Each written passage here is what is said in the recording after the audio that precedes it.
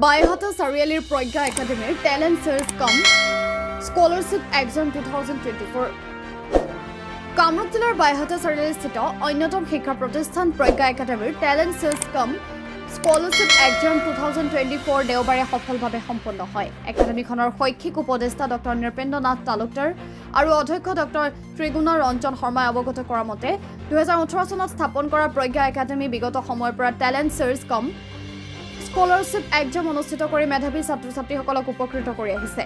এইবেলিও তিনিটা শ্ৰেণীত থাকিব বিশেষ শৈক্ষিক বৃত্তিসমূহ।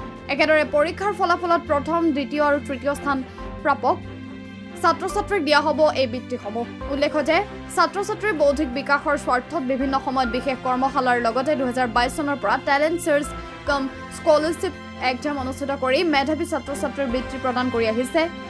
বৰ্তমান কলা, বিজ্ঞান আৰু বাণিজ্য শাখাত 300 জন ছাত্ৰ ছাত্ৰীয়ে অধ্যয়ন কৰা একাডেমীখনে প্ৰতিটো বৰ্ষতে টেলেণ্ট চাৰ্চ কাম স্কলাৰশ্বিপ এক্সাম অনুষ্ঠিত কৰাৰ বাবে বিভিন্ন প্ৰান্তৰ পৰা অহা অভিভাৱকসকলে এনে পদক্ষেপৰ বাবে ভূয়সী প্ৰশংসা কৰে প্ৰজ্ঞা একাডেমীৰ কৰ্তৃপক্ষক। দুমনি চকীৰ পৰা আতিকুৰ ৰহমানৰ ৰিপৰ্ট 12 লাইভ। প্ৰথমতে মই আপোনালোকৰ চেনেলক ধন্যবাদ জ্ঞাপন কৰিছোঁ আৰু আজি প্ৰজ্ঞা একাডেমীৰ যিটো প্ৰজ্ঞা টেলেণ্ট চাৰ্চ এক্সামিনেশ্যন সেইটোৱে মোক বহুত অভিভূত কৰিছে আৰু মোৰ লগতে মই অনুভৱ কৰোঁ সমগ্ৰ এই বৃহত্তৰ পূব কামৰূপ অঞ্চলৰ ছাত্ৰ ছাত্ৰী আৰু অভিভাৱক আৰু বৃহত্তৰ বৌদ্ধিক সমাজখনকো নিশ্চয় অনুপ্ৰাণিত কৰিব। আমি ইয়াত গভীৰ পদক্ষেপ ল'ম বুলি অনুভৱ কৰিছোঁ যে এই অঞ্চলৰ ছাত্ৰ ছাত্ৰীসকলক বিজ্ঞান, কলা আৰু বাণিজ্য এই তিনিওটা শাখাতে আগবঢ়াই নিবৰ কাৰণে তেওঁলোকক এটা স্ক্ৰিনিং কৰিবৰ কাৰণে প্ৰথমতে তেওঁলোকৰ মনত এটা বৌদ্ধিক পৰিৱেশ জগাবৰ কাৰণে আমি এই প্ৰচেষ্টা হাতত লৈছোঁ আৰু আশা কৰিছোঁ এই প্ৰচেষ্টাই এই সমগ্ৰ অঞ্চলটোৰ ছাত্ৰ ছাত্ৰীসকলক যিসকলে আচলতে পঢ়িবৰ মন লৈ আহিছে, এটা অনুসংগীতৰ মন লৈ আহিছে, সেই ছাত্ৰ ছাত্ৰীসকল নিশ্চয় আগবাঢ়ি যাবৰ কাৰণে সুযোগকণ পাব আৰু প্ৰজ্ঞা একাডেমীয়ে সেই সুযোগকণ দিব। আৰু এই প্ৰজ্ঞা একাডেমীৰ লগত জড়িত হৈছে বৌদ্ধিক সমাজৰ বহুকেইগৰাকী বুদ্ধিদীপ্ত শিক্ষক, শিক্ষয়িত্ৰী আৰু অভিভাৱক মণ্ডলী।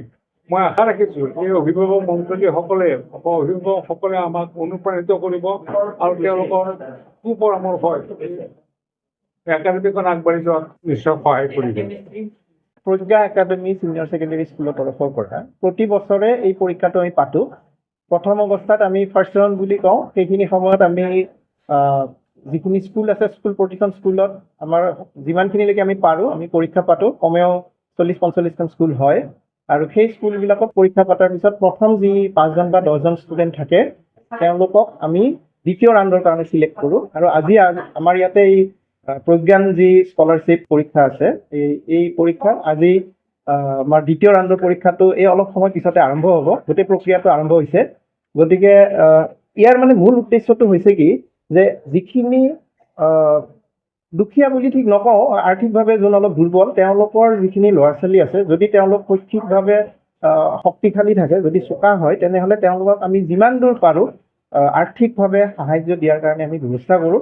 ইয়াত মানে আমি ঠিক পইচাৰ কথাটো নাহে আচলতে, কিন্তু যিখিনি ফিজ হ'ব, যিখিনি মাচুল হয়, সেইটো বছৰেকীয়া মাচুলেই হওক বা মাহিলী মাচুলেই হওক, এইখিনি আমি যিমানখিনি পাৰোঁ কমাই দি পেলাই সেই ল'ৰা বা ছোৱালীখিনিক শৈক্ষিকভাৱে বিদ্যায়তনিক দিশত কেনেকৈ আমি ওপৰলৈ আনিব পাৰোঁ তাৰ এটা প্ৰচেষ্টা আমাৰ সদায় থাকে।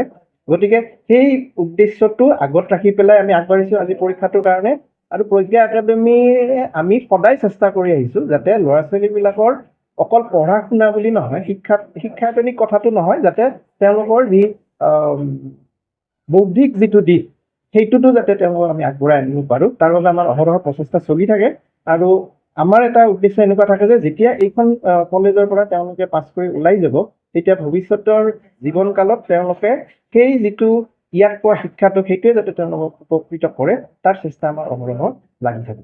গতিকে আমাৰ যিখিনি শিক্ষকসকল আছে, আমিবিলাক আছোঁ, আমি চবেই সেই চেষ্টাত ব্ৰতী হৈ আছোঁ আৰু আগলৈ আমি এনেদৰে থাকিম। গতিকে যিমান পাৰোঁ আমি শৈক্ষিক দিশত হওক বা আৰ্থিক দিশত হওক সকাহ দিবলৈ আমি ব্যৱস্থা কৰিম।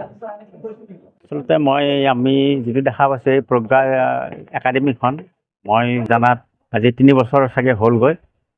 গতিকে প্ৰজ্ঞা একাডেমীত মোৰ ছোৱালীজনীয়ে এবাৰ মেট্ৰিক দিছে। মেট্ৰিক দিয়াৰ পিছত মই প্ৰজ্ঞা একাডেমীৰ যিটো ক্লাছ চলি আছে এই ক্লাছত মই পঠিয়াইছোঁ। ক্লাছখিনি যিটো কৰি আছে ক্লাছখিনি কৰা তেওঁ হয়তো বেয়া পোৱা নাই আৰু সেয়েহে তেওঁ আজি প্ৰায় 6-7 দিন ক্লাছ কৰিলে। আৰু ইয়াৰ পৰা যিবিলাক ছাত্ৰ ছাত্ৰী উত্তীৰ্ণ হৈছে মই দেখিবলৈ পাইছোঁ, আমাৰ যিবিলাক বেনাৰবিলাক মাৰিছে, বেনাৰবিলাক পিছত খুবেই ভাল ফলাফল দেখুৱাবলৈ সক্ষম হৈছে। সেয়েহে মই এই প্ৰজ্ঞা অনুষ্ঠানৰ সৈতে অলপ আকৃষ্ট হৈছোঁ। গতিকে এই আকৃষ্ট কৰি যাতে সকলো ছাত্ৰ ছাত্ৰীয়ে এই প্ৰজ্ঞা অনুষ্ঠানৰ জৰিয়তে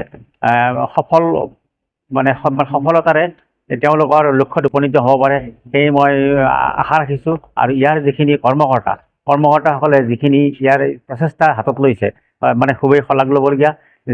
যিহেতু তেওঁলোকে ইয়াত ছাত্ৰ ছাত্ৰীক যিখিনি সুবিধা দিব লাগিছে তাতে সেইখিনি সুবিধা দিব পাৰিছে। আৰু ইয়াৰ যিটো অনুষ্ঠানখিনি যিখিনি ঠাইত অনুষ্ঠিত হৈছে সৰ্বাংগ সুন্দৰ। সেয়েহে আমি দেখা পাইছোঁ ইয়াৰ যিখিনি কৰ্মকৰ্তা খুব তেওঁলোকৰ নিজৰ যৎপৰ চেষ্টাৰে ছাত্ৰ ছাত্ৰীখিনিক আগুৱাই নিয়াৰ কাৰণে তেওঁলোকে বৰ চেষ্টা কৰি আছে আৰু আগলৈ সফল হ'ব বুলি ময়ো ইচ্ছা প্ৰকাশ কৰি ইয়াত আজি প্ৰৱেশ কৰিছোঁ।